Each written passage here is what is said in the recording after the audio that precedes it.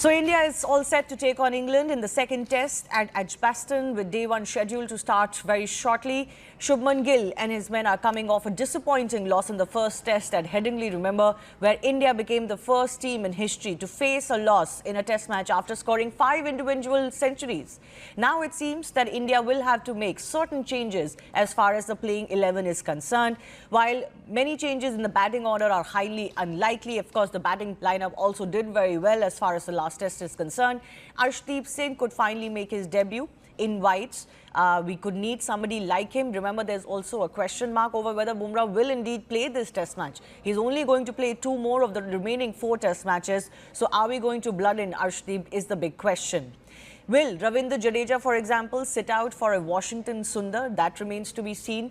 Kuldeep Yadav, will he come in or not? Even if it means sacrificing certain batting depth, these are all some questions to ponder over. So remember, the big question continues to be on Bumrah. Will he play at Edgbaston or not? Should India go with 2 spinners? Remember, bowling lineup is the one that is being debated most hotly. Will Arshdeep make his debut finally? Should Kuldeep Yadav replace somebody like Shardul Thakur? And even whether India will look at looking again at Karun Nair or Sai Sudarshan, could they be changed? There is a possibility that there are options available in the squad that India has taken to England.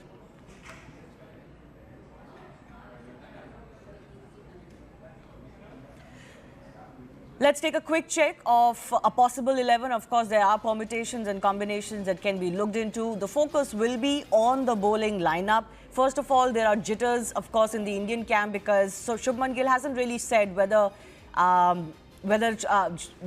is going to play this test match or not. He's available, he's what he says, but he can only play 2 of the remaining 4 test matches. So that's the biggest headache that India has.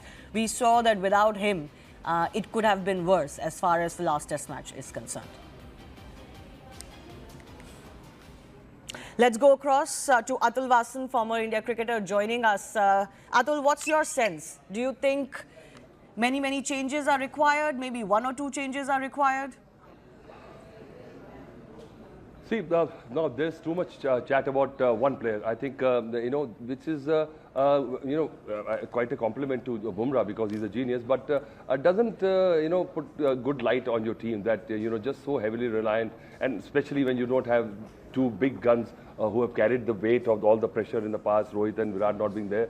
So I think Bumrah has got a lot of responsibility, but as he knows his body now, this is a big test series, long test series, 5 test series is one in many years, and I think if he has to last the 5 series, and it might get close as we saw that Indian players did very well, but just couldn't cross the final line. And I think that maturity will be required. But who's going to take 20 wickets? For that, I think it's a no-brainer that Kuldeep has to step in. Doesn't really matter. There's too much chatter. If Bumrah has to be given a break, Kuldeep has to be there because that's your only chance of getting 20 wickets. But the rest of the bowling lineup also will have to be relooked. Of course, Arshdeep is bound to come in if Bumrah is not playing this test match. How much? I mean, he's going to be making his debut as well. That's a lot of focus and pressure on a young gun like him. See, that's the beauty of somebody who got discovered with white ball and with the maturity is shown. It's not there that your test level fast bowling is a different kettle of fish. But somebody who's taken the pressure in white ball cricket, who's used to getting hit, who's used to attack, I think he brings in the variety. He's got a mature head on his shoulders, and I think it'll be more balanced attack if Kuldeep and Arshdeep comes in. Because it swings in Edgbaston, as it gets cloudy, and Arshdeep forte is just seaming the ball, and they've got a lot of left-handers also. So I think it'll be a good move. In hindsight, because the way Prasidh and Mohammad Siraj turned out.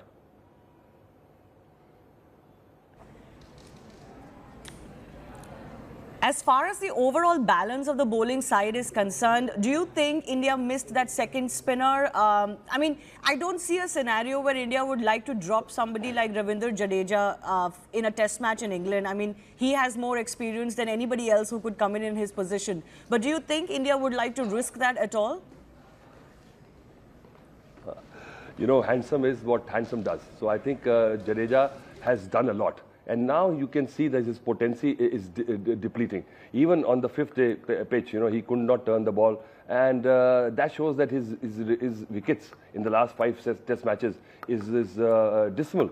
And 3 of those wickets have been tail-enders. So I think Jadeja's potency remains to be on the dust bowls of Indian subcontinent. But there abroad, you need some kind of guile to get the players out, because just with this dart bowling, it's not easy to get players out. And I think his role was to just give batting depth, but he has to take wickets, because if he was a lone spinner and it doesn't do anything, then you have to pitch in with the seamers. It's a rare test match when 1 or 2 seamers will run you through and win you matches.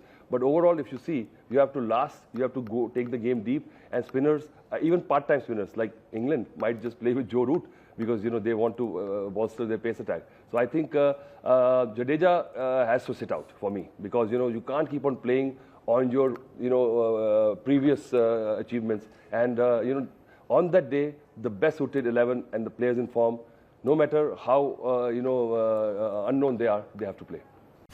Network 18 decimates Times Internet with over 6 times more unique users on social media. Network 18, the undisputed leader of news networks, way ahead of the times.